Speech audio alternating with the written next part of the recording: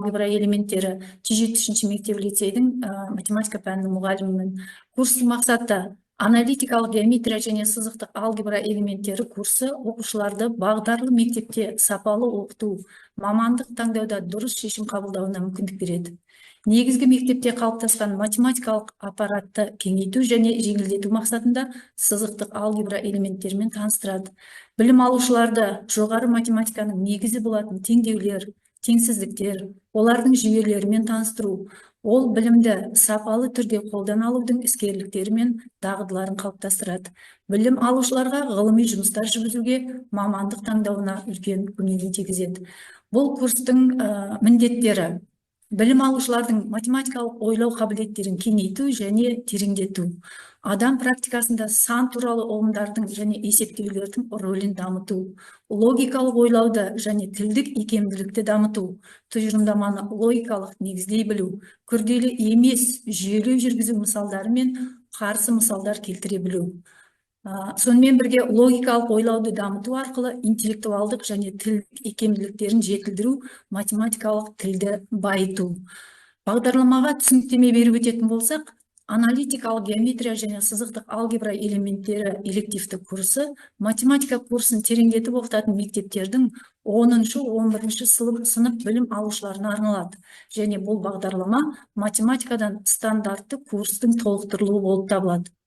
Бағдарлама векторлық және сызықтық алгебраның негізгі ұғымдары, әдістері және олардың практикада қолданылуы қарастырылады.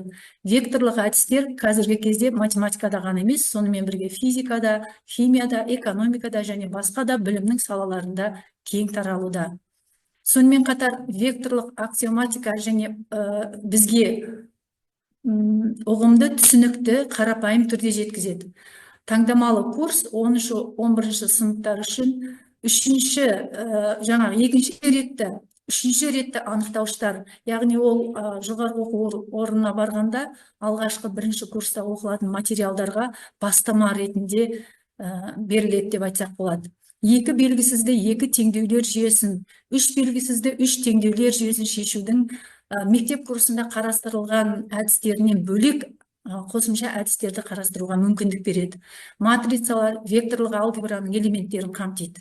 Мектеп курсында бұл тақырыптар толық қамтылмағандықтан жаратылыстану бағытын таңдаған 10-11 сыныптың білім алушылары осы аталған қолданбалы курста толық қамтылуы тиіс деп есептейміз. Бағдарлама дәстүрлі элементарлық математика курсында қарастырылмаған және шешімдері елеулі қиындықтар туғызатын мәселелерді шешуге мүмкіндік береді. Сонымен қатар біз мектеп курсында векторларға амалдар қолдануды жан-жақты үйретеміз. Мысалы, векторларға амалдар қолдану: қосу, векторға азайту, санды векторға көбейту, векторлардың скаляр көбейтіндісі сияқты мәліметтерге біз тереңірек тоқталамыз. Бірақ екі вектордың векторлық көбейтіндісі туралы терең мәлімдеме қысқа ғана айтылып өтеді. Сол себептен біз осы екі вектордың векторлық көбейтіндісіне осы бағдарламада тереңірек, толығырақ тоқталады. Осы векторлардың векторлық көбейтіндісінің көмегімен параллелограммның ауданын есептеу, үшбұрыштың ауданын есептеу деген сияқты мектеп курсында қарастырылмай кететін кейбір мәліметтерге толығырақ тоқталуға мүмкіндік береді. Оқушыларға екі вектордың векторлық көбейтіндісі, олардың геометриялық және алгебралық қасиеттерімен таныстырады. Оқушыларға екі вектордың векторлық көбейтіндісі көмегімен кейбір геометриялық есептеулерді шығаруды үйретеді. Оқушыларды өз білімдерін жүйелеуге және векторларға берілген есептерді шығаруға бейімдейді.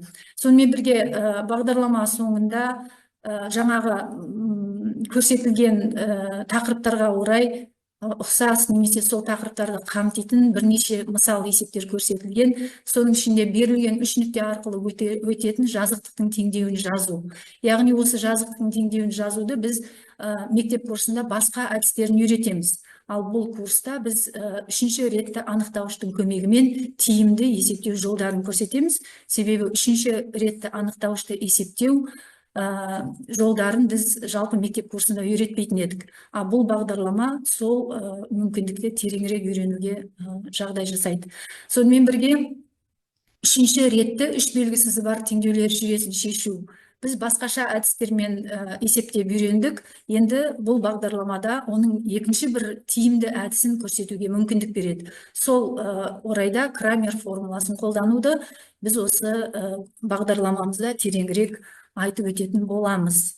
Яғни біздің бағдарламамызда қамтылатын материалдар оқушылардың мектеп бағдарламасындағы негізгі оқылатын материалдарды толықтыра отырып тереңірек білім алуына жағдай жасайды. Назарларыңызға рахмет. Рахмет. Келесі физика пәні мұғалімі Ләйлә Мұхамеджанқызына сөз береміз. Яғни физика ілімі туралы жазылған элективті бағдарламаны кәсіпкерге ортасына айтып береді, мақсаты, міндеттер жайлы. Құрметті әріптестер, уақыт өте тығыз, сондықтан да регламент ұстайық.